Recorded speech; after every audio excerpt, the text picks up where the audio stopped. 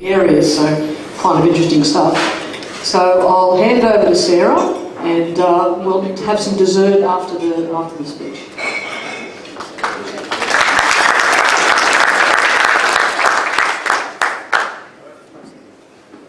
Let's just move this up a little bit.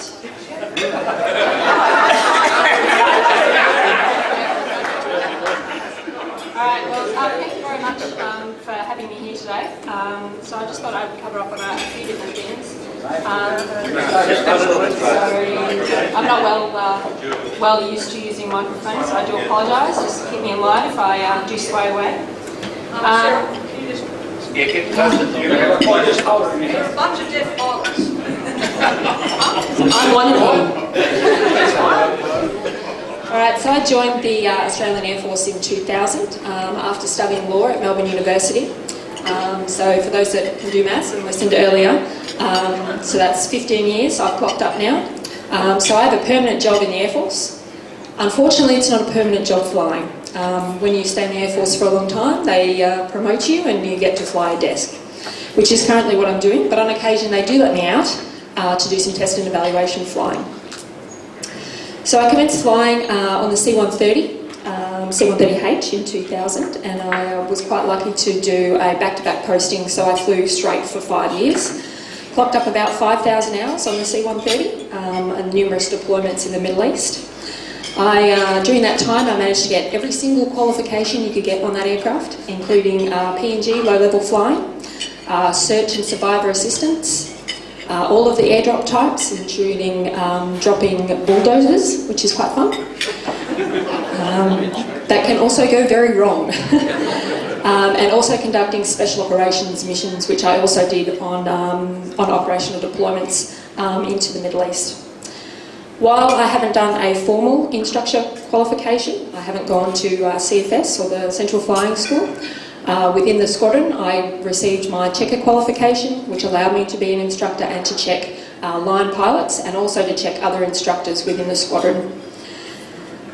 And I was a CQ on every single role that I also had on the aircraft. At the end of my 5 years, I spent a small amount of time writing training syllabuses for pilots and navigators on the C-130H. And then right before I got posted, I was also involved in supporting the acquisition of the C-17 for the Royal Australian Air Force. In 2007, I got moved to Adelaide, place I'd never been, place I learnt that there was wine, which was rather nice. And I was actually there working on countermeasure systems, so flares and chaff, as well as the software involved in actually dispensing that out of the aircraft to allow protection against infrared missiles, as well as radar guided missiles against any of our aircraft. So I actually looked after all of the Air Force's wide body aircraft in that role, and it was at the Electronic Warfare Operational Support Unit. My inner geek really loved that, but unfortunately it wasn't long before I got sent back out to go flying, and you get that itch to go back flying. So in December 2008, so about 18 months after I'd been posted to my first ground job, I returned to C-130s. My first recall flight. So I haven't touched an aircraft for 18 months. IFR formation to tactical airdrop. Can you imagine how far behind the aircraft I was? I was clutching onto the tailplane as it was going away from me. It was very amusing for my instructor. In fact, I don't think my instructor picked up any of my mistakes because he was too busy laughing at me. But being an instructor yourself, I obviously was quite critical of my own performance and wrote my own report, so he didn't miss any of the mistakes in the end. What was also continued to be amusing for him was actually reading that. But I guess that's what's good about being an instructor yourself, is that you can criticise yourself, and not in a harsh way, but to improve who you are as an aviator. And that's a critical piece as an instructor, both to yourself, but also to students, and providing that criticism in a way that does improve them as aviators in the future. So once I knocked out all those cobwebs, it wasn't long before I got all my qualifications back and was out instructing and causing helmet fires for everybody else once again. Within about a year of going back, I was the squadron's chief instructor, and I was responsible for any scrub rides that people had. That meant kicking them off the squadron, which did cause some tears, but not too many, which is good. And I also spent quite a bit of time leading and planning multiple aircraft and multiple aircraft type combined formations. And I led the last formation of the battalion airdrop that occurred at Exercise Hamel in Queensland. After all of those experiences, we amalgamated the squadron of C-130Hs and C-130Js into one mammoth squadron of 1,000 people, and I became their standardisation officer. Having not been qualified on C-130J, and it is an automated aircraft, that was a very interesting 6 or 7 months I had, being the standardisation officer there. But I did learn a lot. And in that period I did actually then be allowed to deploy as the executive officer of a C-130J deployment to the Middle East. So that was an excellent experience. In 2011, due to all of my excellent work, I got promoted to a ground job. Yay! I got to move to Canberra this time, a place I'd never been. I moved in the middle of winter. That didn't work so well for me. The job I took was actually quite an unusual one. There's only 9 people in the Defence Force that work in space, and I worked in the Defence Space Coordinating Office. What does that mean? I taught people about space. Luckily I could spell space. But in that time I also got my Masters in Systems Engineer in Space Systems so that I could teach people better about space. It was a staff officer job, not a great job for a pilot or an aviator of any description. It's quite bland. However, I did it, I enjoyed it, and I got a Masters out of it, so I'm going to be happy about that. 2.5 years later, I was lucky enough to be selected by the Air Mobility Group, which is our transport section within the Air Force, to come and do their test and evaluation, so all the operational test and evaluation. So looking at an aircraft system, an aircraft procedure, or bringing a new aircraft into service, like the C-27J Spartan, and actually telling the bosses that it doesn't work. That's my teacher. So I had about 10 OT&E practitioners which I teach, as well as oversee and provide that airworthiness, that's a lovely word, airworthiness support to the commander of that group. So we plan, we coordinate, we go out and test, we develop new procedures, and we then provide the report that says it is good to go, it's safe, and go out and use it, start training people. This allows me, about once a month, to go flying on any of the AMG aircraft, which includes both of the VIP fleets, the C-130, the KC-30, so that's the tanker, the B-300, as well as we're also responsible for the introduction to service of the C-27J Spartan from an operational perspective.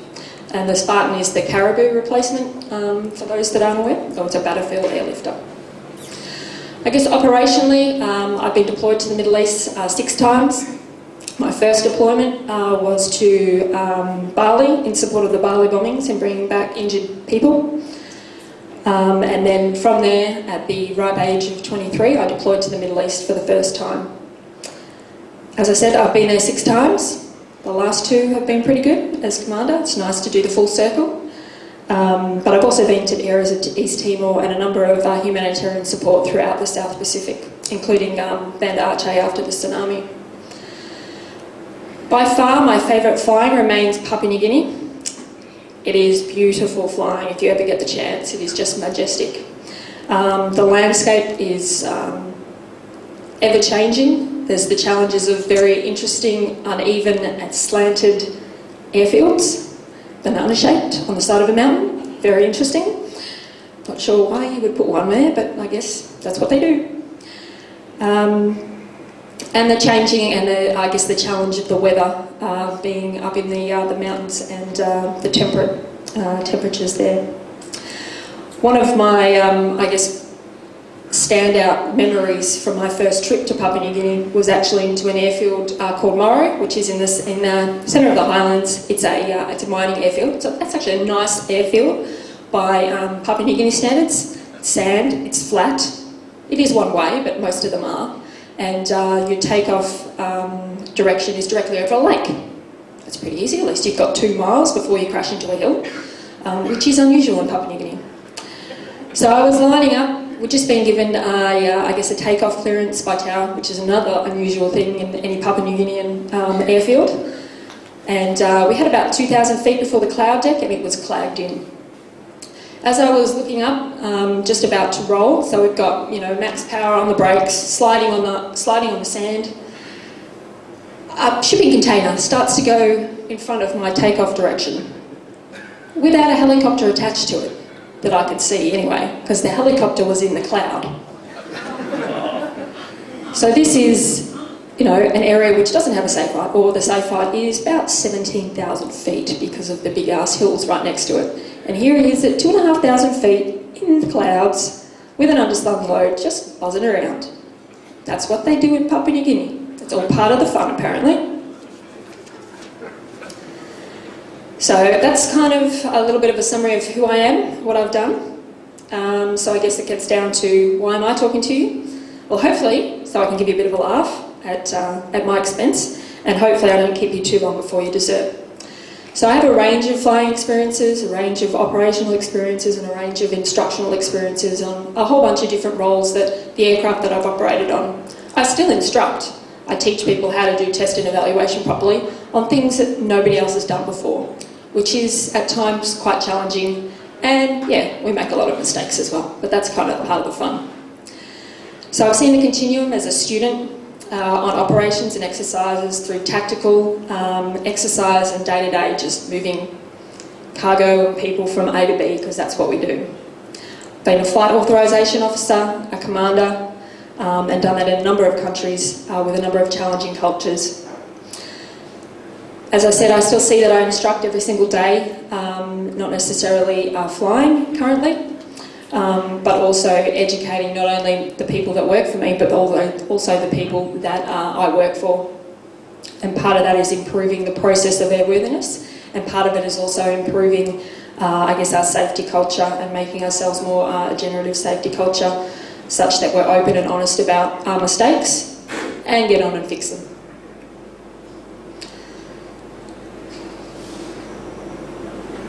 So I guess the point of me being here is that hopefully something that I say tonight resonates with you, or at least sparks a conversation for you guys to have over the next day or so, or any time in the future. I'm also here to promote, I guess, women in aviation. There's not too many of us, especially in the Air Force. So it's a untapped resource, both from the aviation industry perspective, but also within Air Force, and I will talk about that a little bit more in detail. But what I learned as a student was the importance of a good student to instructor relationship. The way that you as an instructor react to your student, learn to teach them, the way that they react to teaching is very important. There's a difference between an instructor who is intimidating because they want you to succeed, and one is intimidating because they don't care and they don't understand you. Obviously, the former is much more encouraging, supportive, and will actually lead to student success. There's many ways to skin the cat. I once saw an instructor who didn't actually know how to do the process any other way and failed a student, when there was actually about 5 to 6 different ways of doing that particular process. So being able to tailor what you do for your student, and when they don't get it one way, explaining it another, is actually a really important aspect of being a good instructor. Another gem, which comes to another Friday story, was being told the why behind why you do a process that way, or why you need to do that task. Understanding the importance or the value of doing the task in a particular way means you're probably more likely to do it. Because guess what? Humans are lazy. I've got an example for you, because everybody likes a worry. Everybody understands the concept of worry, I'm guessing? Yep, okay, good. So at Kavieng Airfield, it's in Papua New Guinea. It's not on the main island, it's up to the north. It's relatively flat, but it's still hot, very humid. We were flying out of Madang, supporting AusAid, providing some, I guess, king tide flood relief. Midday, we got into Kavieng, we've offloaded all of our equipment, and the auxiliary power unit, which provides bleed air to the other engines to start, not happy, not playing the game. Luckily, on the C-130H, we had a flight engineer. Oh, it's fabulous. Fabulous. Miracle workers. After about 3 or 4 hours, he manages to rectify the problem. The problem is we've tried to start the APU a number of times and we've got just enough battery life to start this thing one more time, otherwise we are staying in caveing for a really long time. Flight engineer was a miracle worker, APU started. Yay. Takeoff roll. It gets better. So takeoff roll, just before rotate, seagull down number 2 engine. Seagull had a nice feed of some dirty fish. And when that goes through an engine, that goes into your bleed air. Can you imagine rotting sardines mixed with chicken? That's the smell that that produces. It's disgusting. It's downright disgusting. So our day just got better and better. Luckily, all we needed to do for that was to do an engine inspection. Once again, the flight engineer to the rescue. But that was going to take about an hour and a half, plus we had to call home to get, authorisation to go flying again. By this stage, we're running out of crew hours. Luckily, we could keep the APU going to recharge the battery. And I guess I'm running out of daylight hours. This doesn't sound like a big problem when you've got a nice big C-130, you're working in a normal airfield, but this is Papua New Guinea, people. It may have a nav aid, it may have lighting. They probably will not work. So we had to factor that in as well. So luckily the engineer was relatively quick, but by the time we were ready to go again, it was dark. I've been taught quite early on to mark the threshold of a runway with the radar system that we have on board on the C-130H, so you know exactly where your touchdown zone is. And that's GPS and IMU stabilised, which is rather nice on the C-130. So it's now dark, we've lined up on the takeoff roll, we've rotated. About 150 feet, number 3 engine rolls back. Number 4 engine rolls back. Luckily, number 4 recovered, number 3 shut itself down. So by marking the threshold, I knew exactly where my landing threshold was, and I was able to very easily, in my head, put together my circuit pattern to be able to efficiently and very safely get back on the ground while dealing with that kind of emergency. So if I hadn't learned the reason why I did that marking of the threshold early on, I wouldn't have done it, and we could have been in a much more difficult and slightly wet situation, being very close to the coast. As you can imagine, hot, heavy, and 2 engines on the same side out in a herc is not a good position to be in. Lost a few heartbeats, and whilst the lights were on, there was only about 2 or 3 of them out of the set that were working. So it was very interesting. Needless to say, it was a very interesting couple of days trying to change an engine in Cavieng just before Christmas, when the best thing they have is a forklift. Luckily, I had a C-130J come rescue me. So I guess the point of that story is just to say that explaining the why behind you doing a process or a task is actually invaluable, and it has proven invaluable not only in that situation, but in a number of operational situations that I've been in where I've had to get back on the ground very quickly. I guess back on to me as an instructor, or my experience as an instructor. I've never had the privilege of having a female instructor, but that has definitely not been a negative thing. I've been very supported by all of my male counterparts. In fact, I don't get treated any differently at all in any of my experiences throughout the military, so I've been very, very lucky. I have, however, instructed and managed both males and females of different capacities. What I've learned from that is that it is important to understand the person that you're managing or instructing, tailoring the way that you communicate with that person, as well as providing them the support for them to succeed themselves. Understanding how they react to criticism, their emotional state, stresses in their life, either inside or outside of that situation, will allow you to put them in a position to succeed. And feeling supported is what encourages people to continue and remain in what they're doing.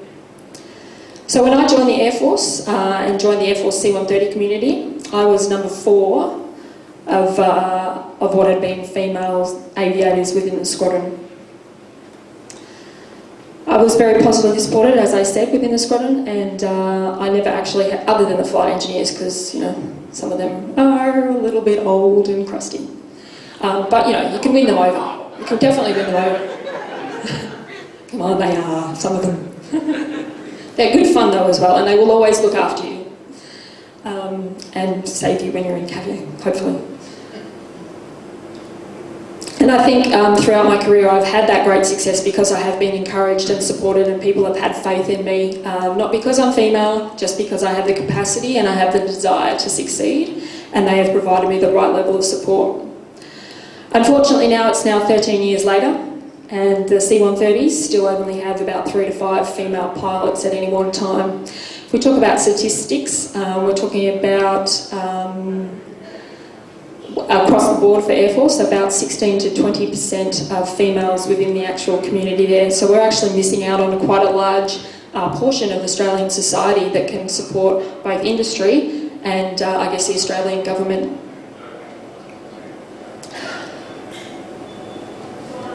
I guess Air Force has had a campaign launched over the last 5 years to try and encourage females to join, and we have actually increased the number of female pilots joining. And I hope that continues in the future. What I would like to do though is, I guess, we need to tap in, not necessarily just within Air Force, but across the board in aviation industry into that other half of the Australian population. We need to do this to provide capability from an Air Force perspective, but it's also about your industry and I guess your bottom lines in the end to encourage both females and males from different walks of life to come into aviation. Obviously not everybody has the capacity or the desire to do so, but what we should do is encourage it openly and matching our behaviours as instructors to the individual to allow them to succeed, whether they're male or female. In terms of recruiting more women into aviation, I encourage you to look at what you in your individual areas can do to make aviation a more viable path for both men and women, and it will benefit you as an instructor to see these people succeed, but also benefit your industry into the future. At the start of this year, I was very lucky to deploy to the Middle East region as the commander of the Transport or Air Mobility Task Group. On a permanent basis, I had 2 C-130s, and every 2 weeks I had a C-17 under my command for 3 to 4 days going into both Iraq and Afghanistan. It was very unusual for somebody so junior to be selected for that position, but I had the faith of my commander back at home, as well as a lot of support throughout all of the flying units which provided me those aircraft on operations. At one particular point, while we were inserting a 400-strong ANZAC force into Iraq, I had 3 C-130s under my command, 2 C-17s and 1 New Zealand C-130. They were operating around the clock to insert these troops and all of their equipment, which was about 2 million tonnes. It's quite a bit. And we managed to insert that over about a 6-week period. And that couldn't have been done without the right people supporting me as the commander, but also me being there to support them. And that's one of the biggest things about having that opportunity and being able to, having the right support to succeed in it. There was about 77 missions that were done. The New Zealand C-130 was actually used to continue to support the Afghanistan mission because they weren't allowed to land at this particular airfield at the particular time due to the threat. But my team under my command had great success, and I found that was a very humbling experience, very rewarding, and one that I guess you also get as an instructor when you see your students succeed. So I see this as a perfect example of people, both male and female from all walks of life, can achieve when they are challenged with the right level of faith put in them, as well as the right level of support. So I'd like to thank you for your attention. Thank you to your service to aviation and nurturing the next generation of Australian aviators as we move forward. I'm happy to take any questions now, or you can also approach me afterwards. I'll be here all night, hopefully with some more worries, and you can tell me some of yours. Thanks, Sarah.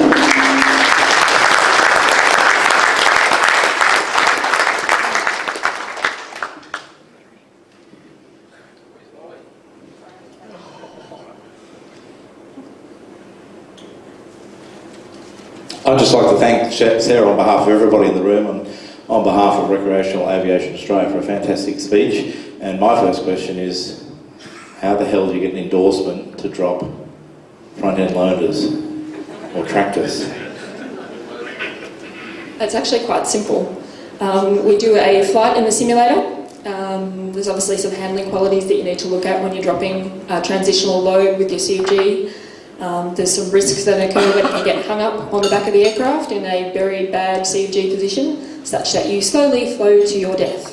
So we do that in a simulator, and then you just go and drop one. And that's it. Simple. It's quite simple, really.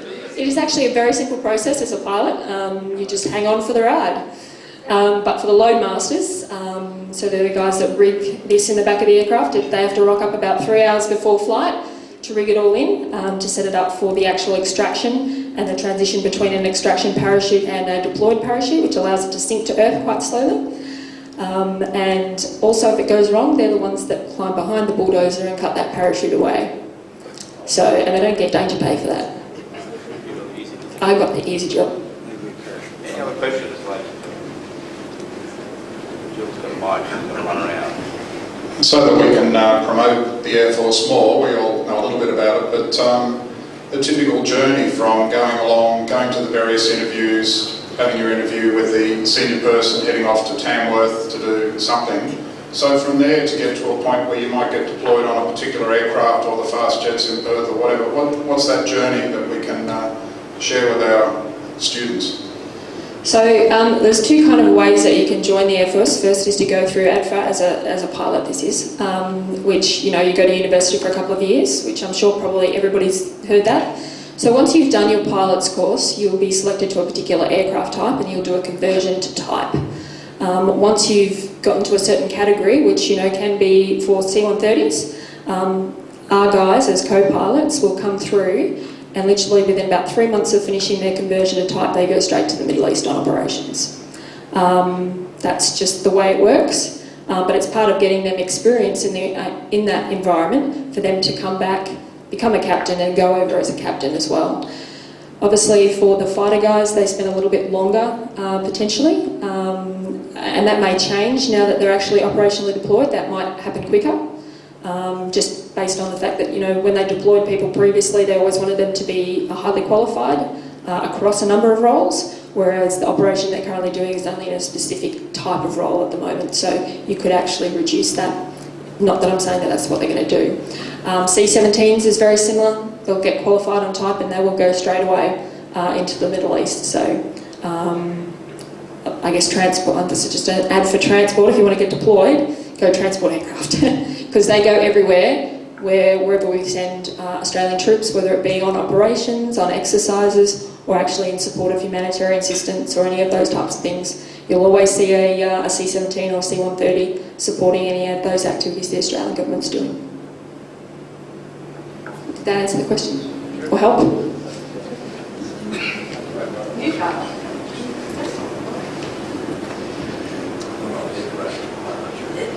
Sarah, thanks very much. And on behalf of the group, I think we're all captivated by your experience. One of the questions I'd like to ask you as an assessor is, in your checking and online checking of pilots to line in their capabilities, what are the most important skill sets that you look for in determining the competency of a pilot and crew in fulfilling mission aims?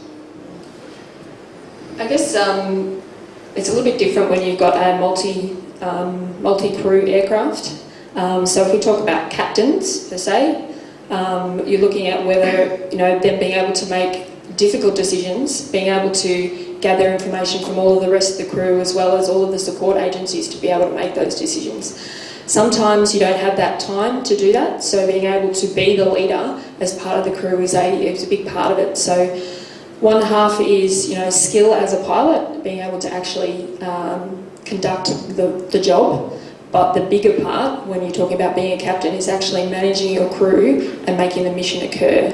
That's definitely one of those major things. So when people are very autocratic, that's not good in a multi-crew environment. So crew resource management, the way that you gather information from the crew and allow them to have their say, because they may actually have more information or more pertinent information than you have as the captain.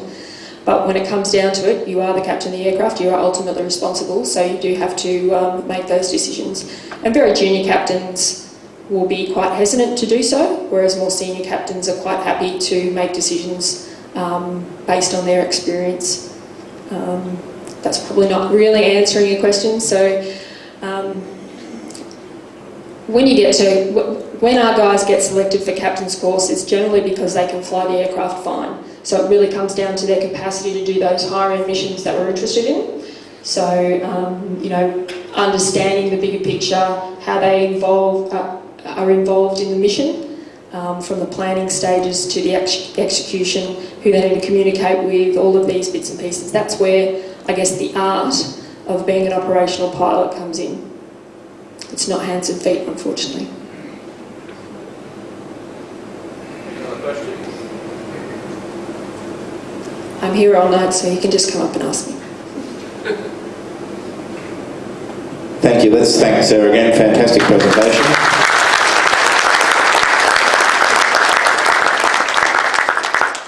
And that ends the formalities, I think, Jill. We're going to have some dessert now. Fantastic. Thank you.